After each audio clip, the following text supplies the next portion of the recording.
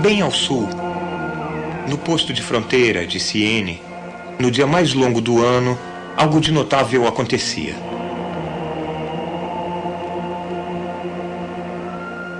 Em 21 de junho, a sombra de uma coluna ou de uma vareta encurtava com a aproximação do meio-dia.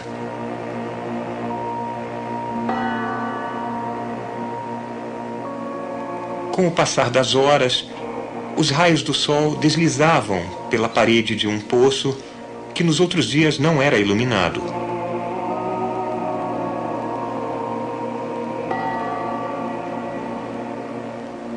Então, precisamente ao meio-dia, as colunas não projetavam sombra e o sol brilhava diretamente no fundo do poço.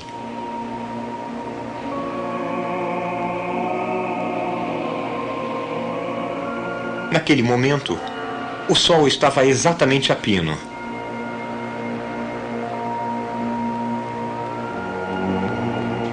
Foi uma observação que outra pessoa teria facilmente ignorado. Varetas, sombras, reflexos em poços, a posição do sol, assuntos simples do dia a dia, que importância possível poderiam ter? Mas Eratóstenes era um cientista, e sua contemplação desses assuntos caseiros mudou o mundo, de certo modo, fez o mundo. Por Eratóstenes ter tido a presença de espírito, de experimentar, de realmente perguntar por que aqui, perto de Alexandria, uma vareta projeta uma sombra perto do meio-dia em 21 de junho. E acontece que elas projetam mesmo. Uma pessoa excessivamente cética poderia ter dito que o relato de Siene estava errado, mas é uma observação absolutamente franca. Por que alguém mentiria sobre tal assunto? Eratóstenes se perguntou como podia, no mesmo instante, uma vareta em Siene não projetar sombra e uma vareta em Alexandria, 800 quilômetros ao norte, projetar uma sombra diferente. Aqui está um mapa do Egito Antigo. Eu inseri duas varetas ou obeliscos, um aqui em Alexandria e um aqui em Siene. Se em um certo instante cada vareta não projetar sombra, sombra alguma, isso é perfeitamente fácil de entender se a Terra for plana.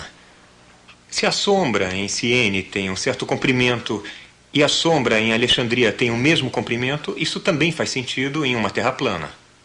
Mas como pode ser, perguntou Eratóstenes, que no mesmo instante não haja sombra em Siene e haja uma sombra muito substancial em Alexandria? A única resposta era que a superfície da Terra é curva. Não só isso, mas quanto maior a curva, maior é a diferença nos comprimentos das sombras. O Sol está tão distante que seus raios ficam paralelos quando atingem a Terra. Varetas em ângulos diferentes para os raios de Sol vão projetar sombras de comprimentos diferentes. Para a diferença observada nos comprimentos das sombras, a distância entre Alexandria e Siene tinha que ser de 7 graus ao longo da superfície da Terra. Com isso, eu quero dizer que se você imaginar essas varetas se estendendo até o centro da Terra, elas fariam uma interseção em um ângulo de cerca de 7 graus. Bom, 7 graus é mais ou menos 1/50 da circunferência total da Terra, 360 graus. Eratóstenes sabia a distância entre Alexandria e Siene. Sabia que eram 800 quilômetros. Por quê? Porque ele contratou um homem para contar os passos dessa distância toda para que ele pudesse realizar o cálculo de que estou falando.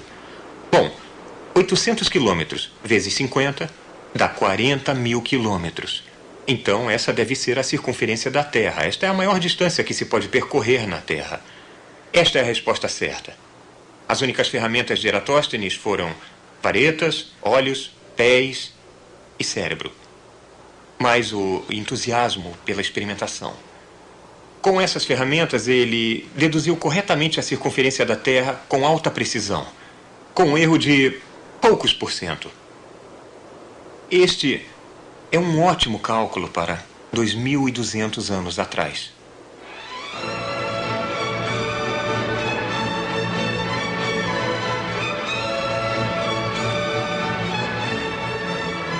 Na época, como agora, o Mediterrâneo estava apinhado de navios, mercantes, pesqueiros, flotilhas navais, mas havia também viagens corajosas ao desconhecido. 400 anos antes de Eratóstenes, a África foi circunnavegada por uma frota fenícia a serviço do faraó egípcio Neco. Eles zarparam, provavelmente em barcos tão frágeis e abertos como estes, do Mar Vermelho, descendo a costa leste da África até o Atlântico e depois voltando pelo Mediterrâneo. Essa jornada épica levou 3 anos, mais ou menos o mesmo tempo que a Voyager leva para ir da Terra a Saturno. Depois de Eratóstenes, alguns podem ter tentado circunnavegar a Terra, mas até a época de Magalhães ninguém conseguiu. Que relatos de aventura e ousadia devem ter sido contados antes, quando marujos e navegadores, homens práticos do mundo, jogavam suas vidas na matemática de um cientista da antiga Alexandria.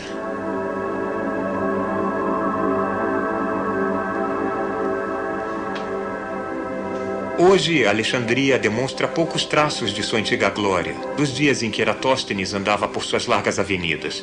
Através dos séculos, ondas de conquistadores converteram seus palácios e templos em castelos e igrejas, e depois em minaretes e mesquitas.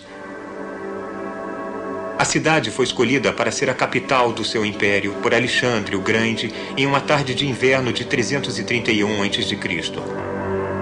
Um século depois, ela se tornou a maior cidade do mundo. Cada civilização sucessiva deixou sua marca.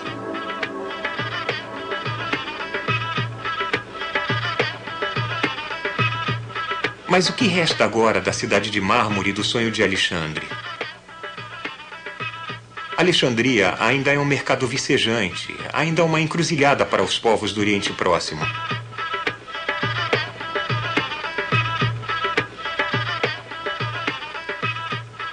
Mas outrora era radiante de autoconfiança, certa de seu poder.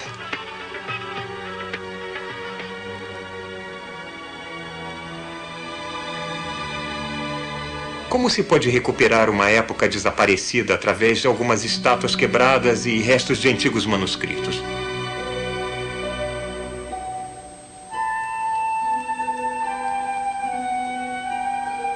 Em Alexandria havia uma biblioteca imensa e um instituto de pesquisa associado. E neles trabalhavam as melhores mentes do mundo antigo.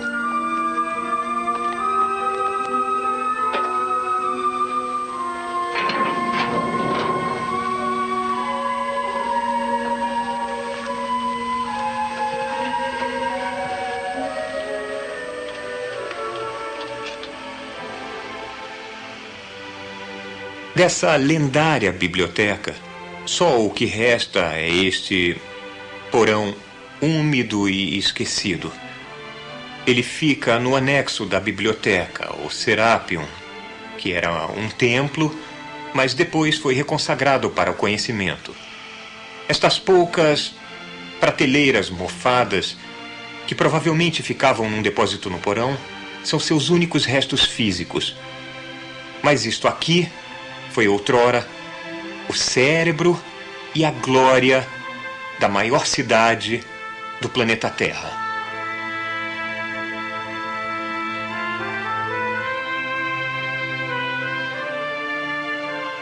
Se eu pudesse viajar de volta no tempo, este seria o lugar que eu visitaria. A Biblioteca de Alexandria no seu auge, há 2000 anos. Aqui, em um sentido importante, começou a aventura intelectual que nos levou ao espaço.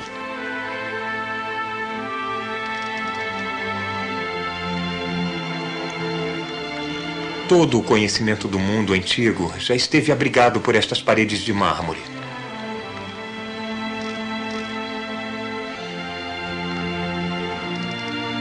Na grande parede pode ter havido um mural de Alexandre, com o cajado e o mangual e a touca cerimonial dos faraós do Egito Antigo. A biblioteca era uma cidadela da consciência humana. um farol na nossa jornada para as estrelas.